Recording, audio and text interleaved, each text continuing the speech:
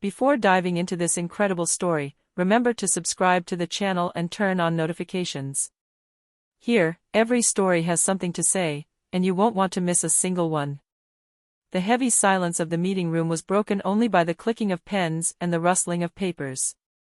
The executives of the company, Sterling and Company, had gathered around the large mahogany table, under the imperious gaze of the CEO, Jonathan Whitmore, a man known for his arrogance and his lack of regard for those he considered inferior. At the back of the room, a man with calloused hands and strong shoulders was setting up portable scaffolding to repair a leak in the ceiling. Mark Johnson, a black bricklayer, known for his expertise for years, but considered by some here as just a worker. As soon as he entered the room, some executives stifled snickers. "Look at him, as if he's going to fix our millionaire problems," whispered a secretary, laughing. The CEO, in his impeccably pressed suit, stood up, pointing his finger at Mark. "Johnson, are you sure you know what you're doing? This isn't a job for your little hands." Mark, polite but firm, looked up from his work surface and calmly replied. "Mr. Whitmore, I've been doing this job for 15 years. If you let me finish, the ceiling will be perfect." The laughter grew louder, with some managers openly mocking them. But Mark remained unfazed. He knew that beyond appearances, his skills spoke louder than prejudice. While Whitmore tried to belittle the bricklayer with a barrage of sarcasm, Mark remained focused. With a few precise movements, he identified the source of the leak, installed the reinforcements, and sealed the crack in the ceiling with almost surgical precision. "There," said Mark calmly, "the work is finished." Whitmore, red with anger and shame, stood up to protest, but Mark, with a quiet confidence that now filled the entire room, took a step towards him. "You wanted to make fun of me, Mr. Whitmore. But the only thing you have shown is your inability to judge someone without knowing their worth." The room, initially frozen, erupted in murmurs of admiration. The executives who had mocked him a few minutes earlier were biting their lips, unable to respond. Mark turned to them, a slight smile on his lips. "Sometimes, all it takes is doing your job properly for the truth to come out, and for the tide to turn." Whitmore, humiliated in front of everyone, could only stammer out apologies, but the room was already in awe of Mark. That day, the black bricklayer had not only repaired a ceiling, he had overturned prejudices and reminded everyone that respect is not begged for, it is earned. The next day, the lobby of Sterling and Company was filled with a different energy. Where fear or contempt had reigned the day before, there now hung a mixture of curiosity and restrained respect. The executives whispered among themselves, casting furtive glances at Mark, who, true to form, continued his work calmly and precisely. A young executive, Emma Larson, approached timidly. "Mr. Johnson, I just wanted to tell you, what you did yesterday, it was incredible." Mark smiled at him, simply and sincerely. "Thank you. I'm not trying to impress, just to do what I know how to do." But no sooner had she left the job site than commotion grew in Whitmore's office. The CEO had received an unexpected call. The manager of an external construction project, a long-standing client, had heard about the perfect repair Mark had done and was asking to meet with him personally to oversee a large-scale project. "Johnson," Whitmore shouted, a hint of panic in his voice. "Come to my office, right now." Mark entered with his usual calm. Whitmore, red with shame but constrained by the situation, tried to maintain his authority. You will supervise this project, under my direction, of course." Mark responded with only a slight nod. But in his eyes, there was a quiet confidence. He knew that the respect he had just earned came not from Whitmore, but from his own competence and integrity. In the days that followed, Mark became an increasingly indispensable figure in the company. The managers who had mocked him now tried to be conciliatory, some even going so far as to ask him for advice on upcoming projects. Mark, with his legendary humility, accepted only what served the project and ignored empty flattery. The news spread quickly within the company. The black bricklayer who had been humiliated had not only repaired the ceiling, but had paved the way for prestigious new contracts and reminded everyone that a true professional is measured by his actions, not his appearances.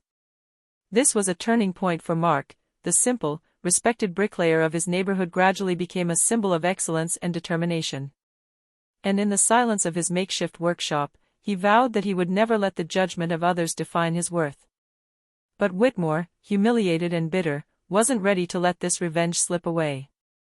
In the shadows, he began to plot how to regain control of the situation. Whitmore, the CEO, couldn't accept that Mark, a mere bricklayer, was gaining influence and recognition where he himself had reigned for years. Behind his desk, he nervously crumpled documents, his mind already racing to regain control. "If I let this worker, decide for me," he muttered through his teeth, "no one will ever respect me." He convened an emergency meeting with his closest advisors and decreed. Johnson had his moment of glory. "Now it's time to show him he's just a cog in this machine.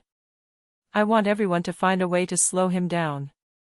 Whitmore didn't know that Mark, in addition to his technical expertise, possessed a rare ability to observe and anticipate situations.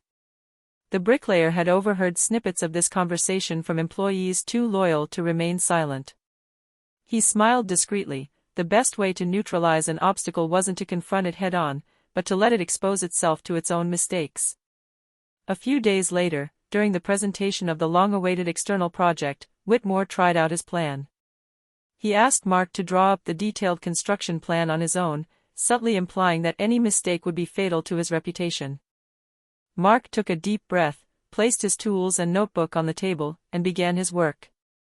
With almost surgical precision, he developed a plan that was not only flawless but far exceeded investors' expectations. Every measure, every detail, every risk assessment was perfectly calculated. When Whitmore tried to interrupt, Mark calmly looked up. "Mr. Whitmore, I believe this plan speaks for itself. I am not seeking your approval, but I want this project to succeed." The investors, impressed by the quality and depth of the plan, applauded spontaneously. Whitmore remained frozen, unable to reply, as his executives and clients realized that the simple bricklayer had just demonstrated the expertise that some in the room had thought impossible. The final blow came when one of the investors, an influential man in the construction industry, stood up and declared, "Johnson, you will lead this project. You have our full confidence." Whitmore, red with anger and humiliation, understood that this time, he had lost. All eyes in the room were on Mark, who smiled humbly, aware that his value came from his expertise and not from titles or costumes. That day, Mark did more than just achieve a personal victory. He demonstrated to everyone that competence, integrity, and perseverance can overcome prejudice and the most insidious attempts at sabotage. And Whitmore? He learned, too late, that underestimating someone because of their color or status was the most costly mistake. The weeks that followed were marked by a radical change within Sterling and Company. Mark, formerly a simple bricklayer, gradually became an indispensable figure in the company. Rumors circulated in the corridors. The same man Whitmore had tried to humiliate was now being entrusted with projects of national importance. Investors, impressed by his skills and practicality, began to approach him directly. One of them, Thomas Caldwell, owner of a large real estate group, invited Mark to meet his design team. "Johnson," said Caldwell with a broad smile, "I want you to be our chief consultant for our next construction projects. Your approach is revolutionary." Mark, true to form, humbly accepted. "Thank you, Mr. Caldwell. My goal is simply to create safe and sustainable structures." But behind the scenes, Whitmore was not giving up.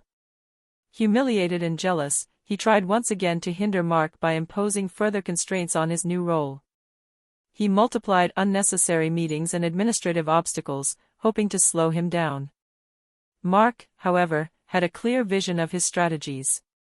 Rather than being hampered by bureaucracy, he turned every obstacle into an opportunity to demonstrate his talent and adaptability.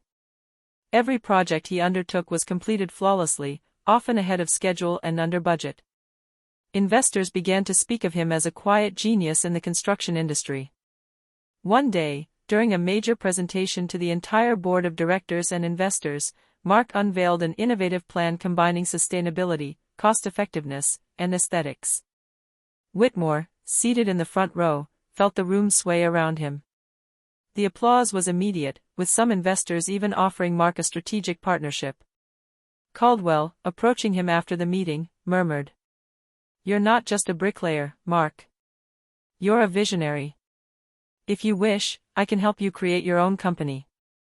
The once mocked black bricklayer found himself facing an unimaginable opportunity. He understood that everything he had endured, the contempt, the humiliations, the sarcasm, had prepared him for this moment. Every obstacle, every condescending smile, had strengthened his patience, his perseverance, and his expertise. And as Whitmore watched, helpless and humiliated, Mark realized that this was no longer just about his career. He was now in a position to transform his life, create his own business, and redefine what respect and success meant. A few months later, Mark Johnson stood in front of a brand new building, his own headquarters, proudly bearing his name on the facade, Johnson and Company. Construction. He was no longer the simple black bricklayer they had tried to humiliate, but a respected entrepreneur, recognized for his expertise, vision, and integrity.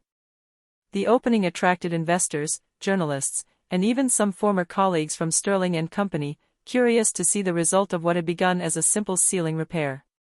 Whitmore, there against his will, watched in silence, unable to hide his bitterness. He had tried to restrain Mark at every turn, but each attempt had backfired. Mark addressed the assembly, humble but firm. "This building is not just a symbol of my work," he said, looking at the assembly. "It is a symbol of what anyone can achieve when they don't let themselves be defined by the opinions of others. Respect, competence, and perseverance always triumph over contempt and prejudice." The applause was immediate and enthusiastic. Investors praised Mark for his courage and vision, while Whitmore, in the front row, realized that his attempt to dominate or humiliate the man he had underestimated had failed. Then, in an unexpected move, Mark approached Whitmore and extended his hand. "Mr. Whitmore, I hope you understand that a person's worth is not measured by their status, but by their actions." The CEO, humiliated but aware of the lesson, shook his hand with a tight smile. It was a moment of silent recognition. Mark had won more than a project or a company, he had won everyone's respect. In the following months, Johnson and Company became a benchmark in the construction industry, and Mark, true to his principles, never forgot the lessons of the past. He employed often overlooked talents, gave opportunities to those who were underestimated, and transformed his success into a model of inspiration. At the same time, Whitmore was relegated to the shadow of his former arrogance, a living reminder of what contempt can cost in the face of competence and determination. And so, the black bricklayer who had been mocked in front of everyone had not only overthrown a CEO, but had also changed the perception of all those who had doubted him. His triumph was not merely material, it was moral, symbolic, and resounding, a true victory against prejudice and arrogance.